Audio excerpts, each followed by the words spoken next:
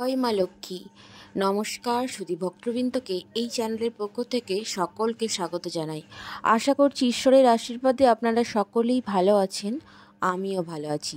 এখন চলছে চৈত্র মাস, আর এই চৈত্র মাসে শুক্লপক্ষের বৃহস্পতিবার চৈত্র মাসে লক্ষ্মী পূজা ব্রত পালন করা হয়। বলা হয় যে এই ব্রত পালন করলে সংসারে মা লক্ষ্মী বিরাজ করে, পাশাপাশি সুখ সমৃদ্ধিতে ভরে ওঠে সংসার। এখন জেনে নেব এই চৈত্র মাসে লক্ষ্মী পূজার ব্রতকথার পিছনে যে পৌরাণিক কাহিনী লুকিয়ে রয়েছে। এখন এই ভিডিওর মাধ্যমে বিস্তারিতভাবে আলোচনা করব। আশা করছি আপনাদের ভালো লাগবে। পুরো ভিডিওটিতে জুড়ে থাকার অনুরোধ রইল। একদিন নারায়ণের ইচ্ছা হলো তিনি মর্তে ঘুরতে আসবেন। তিনি তার পুষ্পরথ বার করতেই লক্ষ্মী দেবীও বায়না করলেন তার সাথে যাবার। অগত্যা তিনি লক্ষ্মীকেও সঙ্গে করে বেরিয়ে পড়লেন। পর মর্তে রথ এসে থামল। তারা বামুনির বেশ ধরে ঘুরতে লাগলেন। রথ থেকে নামার আগেই নারায়ণ লক্ষ্মীকে বললেন, ঘুরতে এসেছো ঘোরো, কিন্তু উত্তর দিকে তাকাবে না, আর ওই দিকে যাবেও না। লক্ষ্মী দেবী মাথা নেড়ে বলল, ঠিক আছে, হ্যাঁ। ও মনে মনে ভাবতে লাগলেন কি আছে ওই দিকে। সেই ভেবে তিনি উত্তর দিকে তাকিয়ে ফেললেন। সেই দিকে তাকিয়ে তার মন আনন্দে ভরে গেল। তিনি দেখলেন তিল ফুলে সারা বাগান ভরে আছে। তা দেখে নারায়ণের বাধা না মেনে ওই দিকে গিয়ে ফুল তুলে সেই ফুল খোপায় দিয়ে লাগালেন। গলায় পরে খানিক আঁচলে করে নিয়ে মহা আনন্দে ঘুরতে লাগলেন। এমন সময় সেই বাগানের মালিক এক বামুন এসে বললেন, আমাদের বাগানের ফুল তুলেছ তুমি, আর বাড়ি যেতে পারবে না। এই বলে বামুন লক্ষ্মী দেবীকে আটকে রাখলেন। পর দেবী লক্ষ্মীর আসতে দেরি হলে নারায়ণের চিন্তায় পড়ে গেল। এরপর নারায়ণ এগিয়ে এসে দেখলেন তিনি যা ভেবেছিলেন তাই হলো। ফুল তোলার অপরাধে বাগানের মালিক লক্ষ্মীকে আটকে রেখেছে।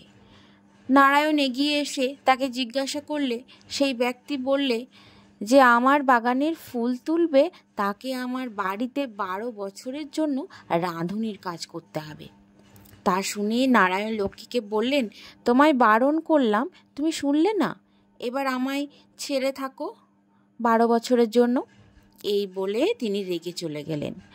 যাবার আগে বাগানের মালিক সেই বামুনকে বলে গেলেন, ওকে কারোর এঁটো খেতে দেবে না, ঝাঁট দেওয়াবে না, আর কারোর বাসি কাপড় ধোয়াবে না। এরপর সেই বামুন মা লক্ষ্মীকে বাড়ির ভিতর নিয়ে এলো। বামুনের বউ লক্ষ্মীকে দেখে বললেন, আমাদের নিজেদেরই দুবেলা ঠিক করে অন্ন জোটে না, তুমি একে আবার কোথা থেকে ধরে নিয়ে এলে বলো তো দেখি। বামুনের বৌমারা সেখানেই দাঁড়িয়েছিল। বামুন তাদের সবাইকে বললেন, যদি আমাদের জোটে তাহলে ওরও ঠিক জুটে যাবে, তোমরা শুধু ওকে আদর যত্নে রেখো, তাহলেই হবে। বেলা হয়েছে দেখে লক্ষ্মী বললেন, তোমরা সবাই এমন বসে আছো কেন? যাও স্নান করে এসো। তা শুনে বামুনের বউ বললেন, তেল পাবো কোথায়, দেখছো না তেল না মেখে মাথা শুকনো জট হয়ে গেছে। আমার ছেলেরা ভিক্ষা করে আসুক, তবে যা হয় দুটো রান্না চাপাবো। মা লক্ষ্মী বললেন, কেন, তোমার ঘরে তো সবই আছে। এই বলে রান্নাঘরে এনে দেখালেন শাড়ি দিয়ে সব কিছু সাজানো আছে। অনেক দিন পর এত জিনিস দেখে বাড়ির সবাই খুব খুশি হয়েছে। বামুনের বৌমারা তাড়াতাড়ি রান্না চাপালেন, আর বামুনের বউ আগে যত্ন করে মা লক্ষ্মীকে খেতে দিলেন। তারা সবাই ভাবলেন এ নিশ্চয়ই কোনো দেবী। তারপর থেকেই সবাই লক্ষ্মীর খুব যত্ন করতে লাগলেন। শুধু বামুনের মেজ ছেলের বউ লক্ষ্মীকে দেখে আর রাগে গজগজ করে। সে তার এঁটো সব মা লক্ষ্মীকে খেতে দেয়। মা লক্ষ্মীও সেটা জানেন। তিনি সব এঁটো নিয়ে ডালিম তলায় পুঁতে রাখতেন। এইভাবে 12 বৎসর কেটে গেল।